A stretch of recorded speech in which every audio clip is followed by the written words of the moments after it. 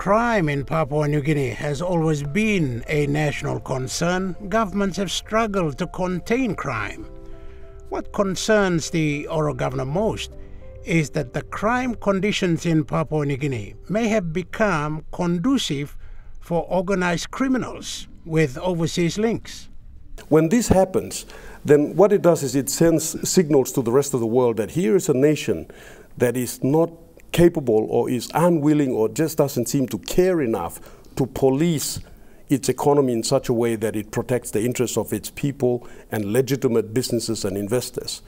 When those signals are sent out, it's like blood in the water. It's going to draw sharks. You're going to have transnational criminals turning up, and they are here. They're here in a big way, John, and they are here controlling a significant portion of various resources in the country. And what's frightening is that they've made their way into parliament. Yes. They sponsor political parties. Yes. They sponsor politicians. They are designing policy for their benefit, you know. And if we're not careful, they will happily recolonize us and we wouldn't even know. Wow, so it's not the people. No, people have no clue. It is the leaders. It is. I mean, the pace is set at the very top. Wow. You know, so we've got to, you know, that's what we've been fighting for.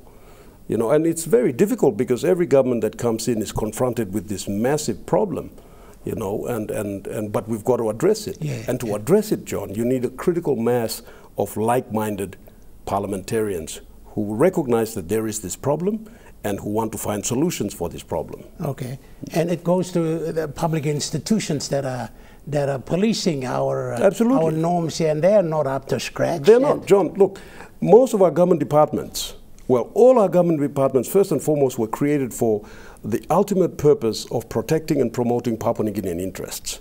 Many of them do not do that today. They're mercenary organizations. They work for whoever turns up with a bag of money to pay them, you know, and then they'll serve them. And that's the sad reality about our country. And if we let that happen, if we continue to ignore this and let it continue, then, you know, we will become a mafia state. We'll become a country where organized crime is rampant, it controls everything, it controls the political landscape, it controls the economy, and therefore it will design the future that they want. And we will be mere consequences of that future. We'll be standing on the outside of our own house while they're in there feasting on all the resources and paying mere crumbs to us.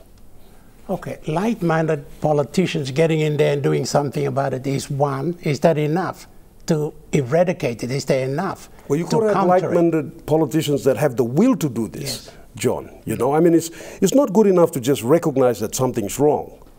You know, there's so many people with their halos and white angel robes recognizing something wrong, but they're unwilling to do something about it. You know, it's like you're driving by and you see a man beating his wife. That's wrong. But are you going to stop your car and get out and stop him from doing that? Or are you going to just drive by? Most people are just driving by, John. Or stopping and just observing. Or stopping and just observing and telling one another, this is wrong, this is not right, but not doing anything about it.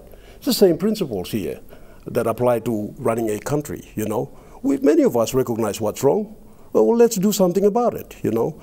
And what I'm saying is that there's not enough of that type of thinking in Parliament. You know, you've got to recognize that here has come in an insidious character. He's invaded your country. He's walked into your house, you know. He's going to help himself to what's in the fridge. He's going to kick you out of the bedroom and sleep in there, you know. He's going to mistreat your children. Are you going to allow that? What are you going to do?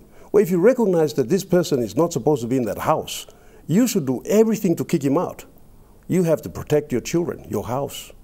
You know, that's what has to happen. And it's not happening, unfortunately. Okay. The institutions are partly to blame, leaders are partly to blame, as you say. So, and then we've tried to do something, the Enhanced Cooperation Program with Australia, that's been declared unconstitutional. Yes. What do we do?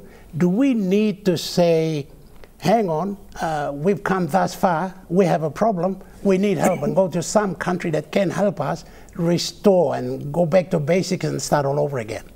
Well, I mean, look, Australia will always be there to help us, okay? And like every other country, all countries first and foremost look out for themselves. That's a given. You know, we have to understand that.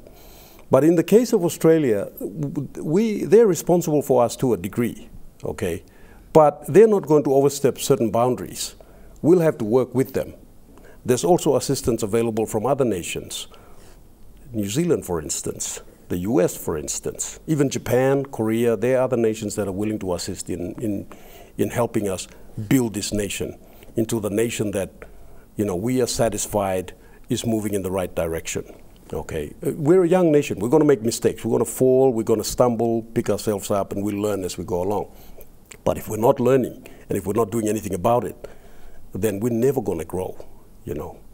And then we're going to see the wrong type of characters coming into this nation, and they will be like leeches. They will be like parasites, sucking all the revenue that should be growing this nation, pumping it offshore, building their empires. And we've become a mafia country with departments and statutory organizations that promote this rather than protect the interests of Papua New Guineans. True. Yes. And I think, Governor, you've said some of these things on the floor of Parliament. Many times. Yes. Yeah. And you've now translated all of that to policy within your party, and good luck with that. Hopefully we can see light at the end of the tunnel with that. I want to get on to another part of your policy, which is addressing poverty and equal pay for Papua New Guineans and expatriates, if you will. How are you going to achieve that? Well, that's, you know, that's very challenging, because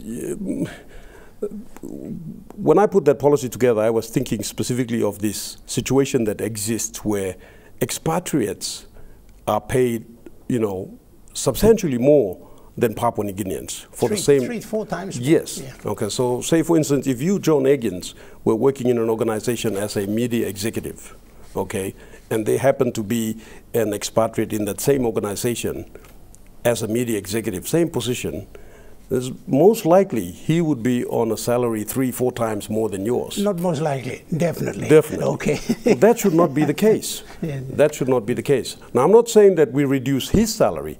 I'm saying we lift up your salary so that you're on par with him, you know.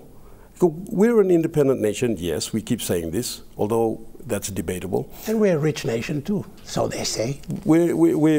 So they say. We're natural resource rich. Yes, yeah. We're cash poor. But the fact of the matter is that we've got good people who should be remunerated adequately. The danger is if we don't do this, John, they're going to leave their jobs and they'll go overseas.